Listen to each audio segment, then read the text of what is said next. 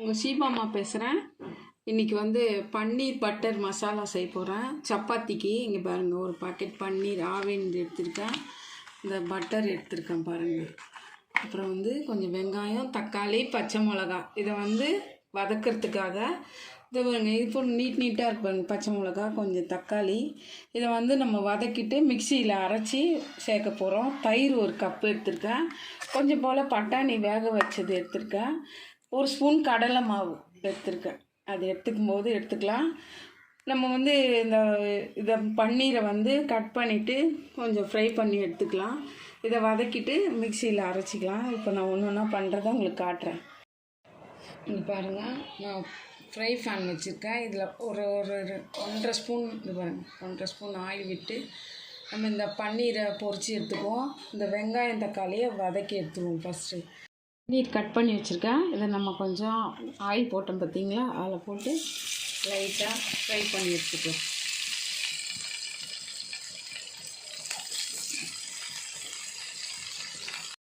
இந்த கொஞ்சம் brown colour ஆன பிறகு இது ஒட்டாமல் இருந்தால் உடையாது, அதனால தான் இது மாதிரி நம்ம ஃப்ரை பண்ணுறோம்.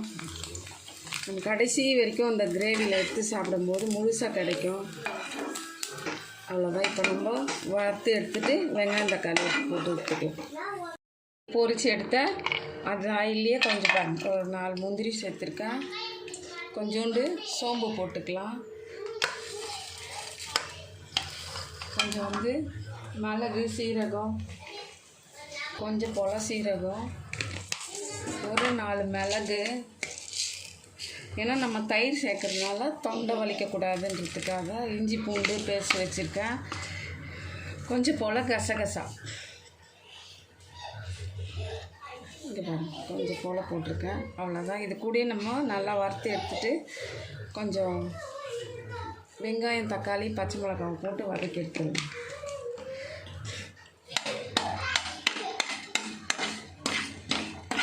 அவ்வளோதான்.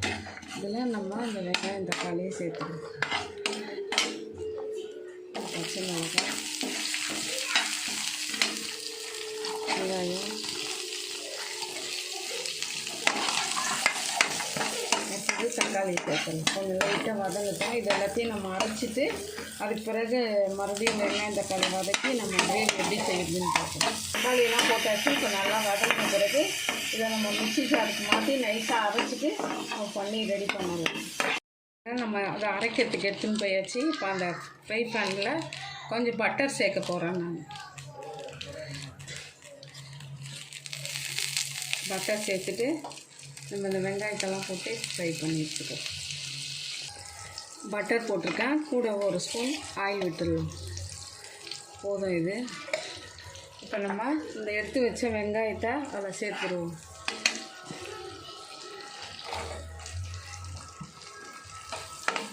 நல்லா வதங்கட்டும்.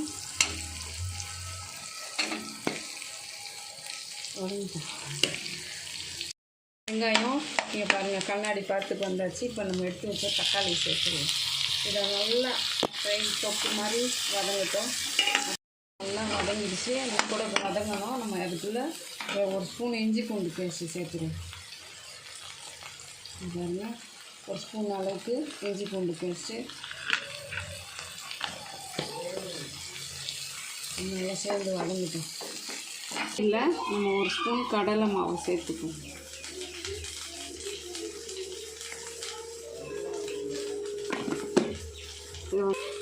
ஒரு ஸ்பூன் போட்டு மிக்ஸ் பண்ணி வச்சுப்போம். கொஞ்சமாக இதில் கொஞ்சம் உப்பு சேர்க்குறேன், இதுலேயும் உப்பு சேர்த்துருவேன், அதனால் கொஞ்சமாக உப்பு சேர்த்துக்கலாம். நம்ம இதில் கொஞ்சம் உப்பு சேர்த்து வதக்குவோம், அப்போ தான் சீக்கிரமாக வதங்கிடும்.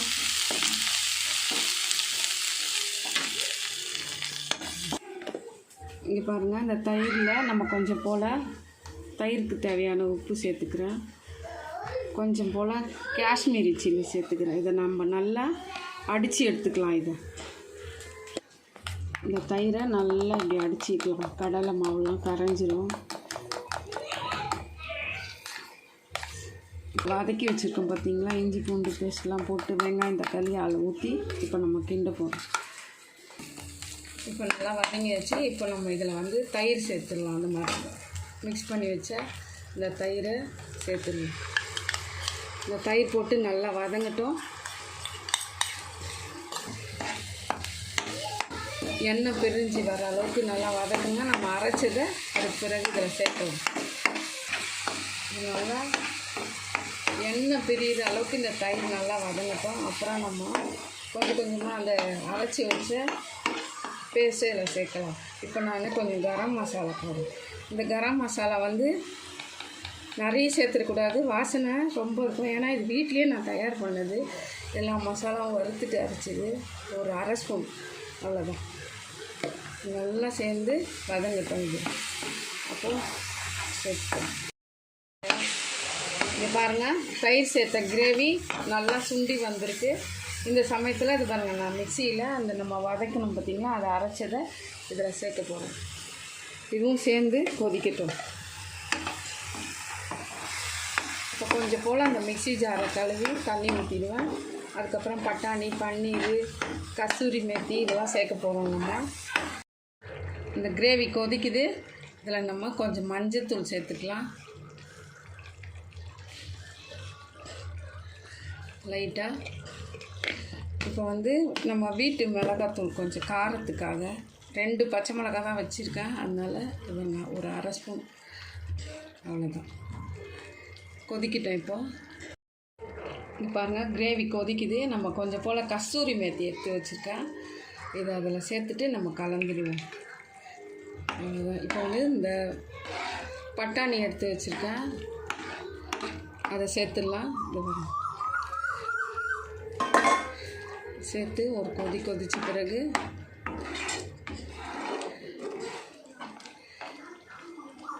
இப்போ நம்ம இந்த பன்னீரை ஃப்ரை பண்ணி வச்சுருந்து பாருங்கள், அதில் சேர்த்துடுவோம்.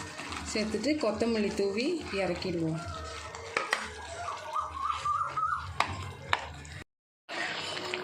இங்கே பாருங்கள், சூப்பராக பன்னீர் பட்டர் மசாலா ரெடி ஆயிடுச்சு. இப்போ பாருங்கள், நம்ம போட்ட பன்னீரெல்லாம் இப்போ வந்து தண்ணியாக இருக்குல்ல, கொஞ்சம் நேரம் கழித்து நம்ம ஆஃப் பண்ணிட்டோம்னா இந்த பன்னீர் ஊறி கொஞ்சம் பன்னீர் பெருசாக கிடைக்கும், குழம்பு வந்து திக்காகிடும். அவ்வளோதான். இப்போ நம்ம சப்பாத்தி செஞ்சு சப்பாத்திக்கு போட்டு சாப்பிட போகிறோம். இப்போ இறக்க போகிறேன். இதில் வந்து கொஞ்சம் கொத்தமல்லி தூவி நம்ம ஆஃப் பண்ணிவிடுவோம். அவ்வளோதான், நம்ம ஆஃப் பண்ணிடலாம். பார்த்திங்களா, பன்னீர் கிரேவி சூப்பராக வந்திருக்கு. அவ்வளோதான், பன்னீர் பட்டர் மசாலா. ஃப்ரெஷ் க்ரீமு அதெல்லாம் நான் சேர்க்கலை, ஓரளவுக்கு தான் பட்டர் போட்டுருக்கேன். அதிகமாக போட்டால் திகட்டிடும். இப்போ நான் இதை எடுத்து சப்பாத்திக்கு வச்சு சாப்பிட்டு காட்ட போகிறேன் எப்படி இருக்குது. இப்படி பாருங்கள், எங்கள் வீட்டில் செஞ்ச சப்பாத்தி. இது பாருங்கள், லேயர் லேயராக இருக்கு பார்த்தீங்களா. இது பாருங்கள், சப்பாத்தி நம்ம பட்டர் மசாலா. அவ்வளோதான். இது எங்கள் பேத்தி சாப்பிட்டுட்டு எப்படி இருக்குதுன்னு சொல்லுவாள். சத்தமாக சொல்லு, எப்படி இருக்கு சொல்கிறா. ரொம்ப சூப்பராக இருக்கு.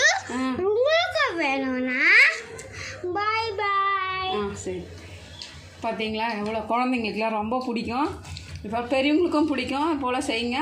லைக் பண்ணுங்கள், ஷேர் பண்ணுங்கள், மறக்காமல் சப்ஸ்கிரைப் பண்ணுங்கள்.